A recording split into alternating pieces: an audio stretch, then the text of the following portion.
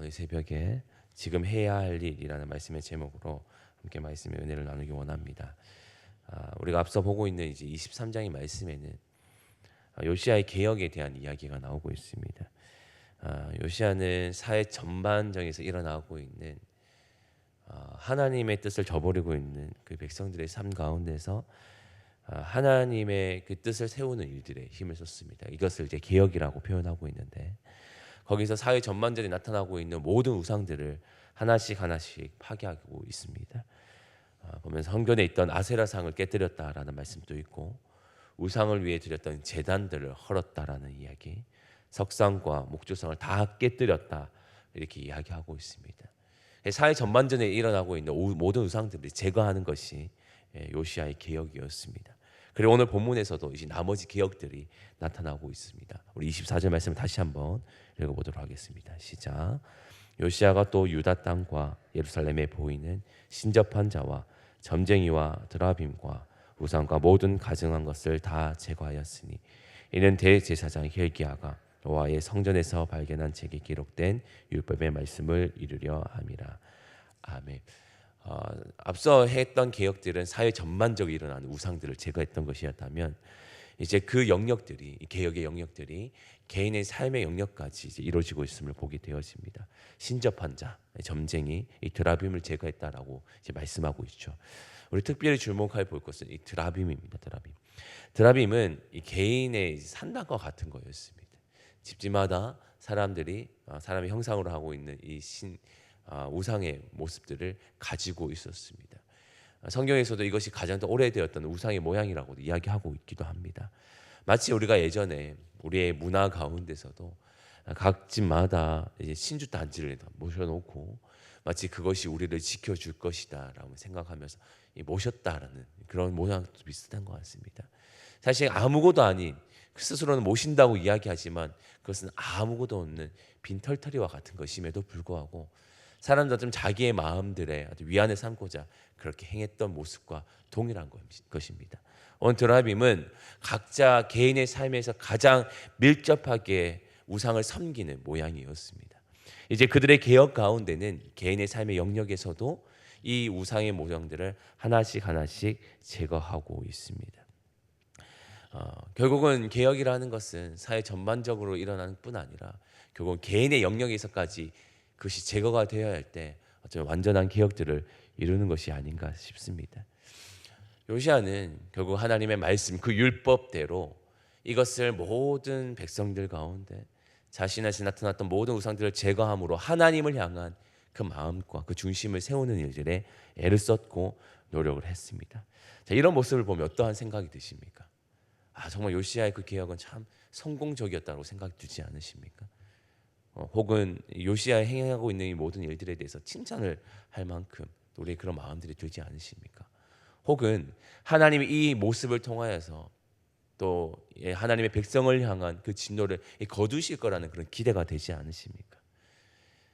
어쩌면 개혁이라는 것, 사회 전반적인 것이, 그리고 개인의 영역에서까지 우상을 제거하며 하나님을 향한 그 마음을 지키려는 그 모습이 우리가 보기에는 참 잘했다, 칭찬할 만한 일이라 보여집니다. 그런데 오늘 성경은 우리의 기대와는 다른 이야기를 하고 있습니다. 26절과 27절 말씀인데 이 말씀도 우리 함께 읽어보도록 하겠습니다. 시작. 그러나 여호와께서 유다를 향하여 내리신 그 크게 타오르는 진노를 돌이키지 아니하셨으니 이는 므낫세가 여호와를 경노하게 한 그 모든 경노 때문이라. 여호와께서 이르시되 내가 이스라엘을 물리친 것 같이 유다도 내 앞에서 물리치며 내가 택한 이 성 예루살렘과 내 이름을 거기에 두리라 한 이 성전을 버리리라 하셨더라. 아멘. 우리의 기대는 하나님 이렇게 개혁을 하고 사회 그리고 개인의 영역에서부터 개혁을 하면 하나님 그 뜻을 좀 돌이키시고 이 땅 가운데 진노를 거두어 주시기를 기대하는 모양이 우리의 마음 가운데 있는지 모릅니다. 그런데 하나님의 결론은, 하나님이 이런 개혁 가운데서도 하나님의 품고 계신 뜻은 그들을 향하여서 하나님 그들을 버리시겠다라고 이야기하고 있습니다. 그들을 향한 진노를 돌이키지 아니하시겠다 말씀하고 있습니다. 이스라엘을 그렇게 물리치셨던 것처럼 유다도 그렇게 물리치시겠다 말씀하시며 예루살렘과 내 이름으로 왜 세워진 성전까지도 허물겠다 하나님 말씀하고 있습니다. 개혁을 왜 애쓰고 있는 이 향한 하나님의 백성을 향해 하시는 말씀이 어쩌면 이 김이 새는 것 같은 말씀을 하고 있는 거예요. 하나님 이렇게 노력하고 애쓰면 하나님 당연히 우리를 좀 회복시켜 주시는 것이 하나님 당신의 뜻이 아닙니까? 그것이 하나님의 선하심이 아닙니까? 우리는 그렇게 말할 수 있을지 모르겠습니다. 하나님이 행하신 일들 앞에는 하나님의 이 말씀이 조금은 납득되지 않는 것이 우리의 생각입니다. 그런데 우리는 알고 있습니다. 하나님은 언제나 선하신 분이고 하나님은 신실하게 자신의 뜻을 이루어 가시는 분임을 우리는 알고 있습니다.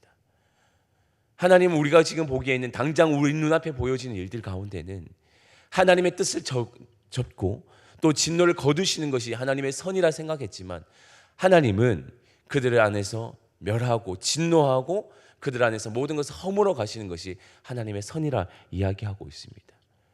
왜 그것이 선일까요? 우리가 이 이후의 말씀을 함께 또 읽었습니다. 보시면 이 요시아가 죽은 이후에 새로 왕들이 세워집니다. 여호아스와 요아김이 그 뒤를 이어서 왕 위에 오릅니다. 근데 그들이 행했던 것은 하나님 보시기에 악을 행했다라고 이야기하고 있습니다. 앞서 선조 또 아버지가 행했던 모든 이 개혁들의 일들을 따르지 아니하고 그들은 이전에 조상들이 행했던 악습들을 다시 그 백성들 가운데 하나씩 세워가는 일들을 행했다는 거죠. 그러니 그 땅 가운데는 하나님의 진노가 반드시 따라야 됐던 것이 하나님의 선하신 방법이었습니다. 앞서 일하신 하나님, 모든 시간을 초월해 계신 하나님은 이후에 일어날 모든 일들을 알고 계셨던 것이죠. 그래서 지금 일어났던 모든 개혁의 모든 아름다운 모습들을 허물어 갈 모양들까지도 이미 아셨고 하나님은 그 모양에 대해서도 분명히 진노하시겠다, 허무시겠다, 그들을 심판하시겠다라는 것을 밝히시면서 당신의 선하심을 관해서 이야기하고 있습니다. 우리는 이 모습을 봤어도 하나님은 크나큰 그 하나님의 크심을 고백할 수밖에 없는 것입니다. 하나님은 이런 모습을 통하여서 또 우리 안에서 하나님을 온전히 신뢰하게 하시고 또 하나님을 바라보게 하십니다. 자, 그럼 우리는 이 말씀을 통해서 어떤 것을 우리 삶에 적용할 수 있을까요? 어차피 우리가 애쓰고 노력하는 것 아무 의미가 없구나. 그냥 우리에게 주어진 삶 가운데 그냥 흘러가듯이 애쓰지 말고 노력하지 말자. 이것이 우리에게 주는 교훈일까요? 오늘 말씀이 주는 우리에게 교훈은 아니면 우리에게 주는 삶의 또 적용은 그럼에도 불구하고 우리가 해야 할 일, 지금 우리가 해야 할 일이 무엇인지를 기억하게 합니다. 요시아는 삶의 모양이까지 삶의 개인의 영역까지 이 기억을 이루었습니다. 그 일들을 위해서 애를 썼습니다. 그 노력의 이유는 하나님의 말씀, 그 하나님이 주셨던 그 율법을 준수하기 위해서 그 일들을 했습니다. 우리가 해야 될 일들은 하나님의 뜻이 하나님의 진노가 우리에게 거두어지지 않는다 할지라도 우리의 삶의 영역에서 개인의 영역에서 개혁하는 일들에 힘을 써야 된다는 겁니다. 세상이 이렇게 흘러가지 않는데요. 우리가 왜 애를 써야 되냐요? 우리는 성도 되었기 때문에 우리가 하나님의 백성의 자리로 그 삶의 자리로 부름을 받았다면 우리는 우리 삶의 영역에서 최선을 다해서 개혁하는 일들에 힘을 써야 됩니다. 다른 누군가가 하지 않는데 내가 왜 이렇게 해야 되냐요? 상관이 없어요. 하나님 우리 개개인을 향해서 원하시는 것은 삶의 영역에서 하나님 앞에서 개혁하고 늘 하나님을 향한 그 마음의 중심을 세워가는 것, 그것이 하나님이 우리를 향하신 하나님의 뜻이기 때문에 우리는 묵묵히 그 일들을 행하는 것입니다. 하나님이 당신의 뜻이 여전히 진노로 가득한다 할지라도 또 세상의 모든 것이 또 변하여진다 할지라도 우리가 해야 될 것은 개인의 삶의 영역에서 늘 개혁하고 하나님을 향한 그 마음과 그 중심을 지키는 일들에 우리는 힘을 써야 된다라는 것이 오늘 말씀이 주는 또 교훈이고 또 우리 삶의 적용의 부분이라 할 수 있습니다. 그러면서 오늘 우리가 또 눈여겨봐야 될 것은 오늘 말씀 25절인데요. 우리 25절 말씀을 함께 또 읽어보도록 하겠습니다. 시작. 요시아와 같이 마음을 다하며 뜻을 다하며 힘을 다하여 모세의 모든 율법을 따라 여호와께로 돌이킨 왕은 요시아 전에도 없었고 후에도 그와 같은 자가 없었더라. 아멘. 이 말씀이 또한 우리가 적용해야 될 말씀입니다. 요시아와 같이 마음을 다하며 뜻을 다하며 힘을 다하여 그 말씀을 지키고 여호와께로 돌이킨 왕은 없었다.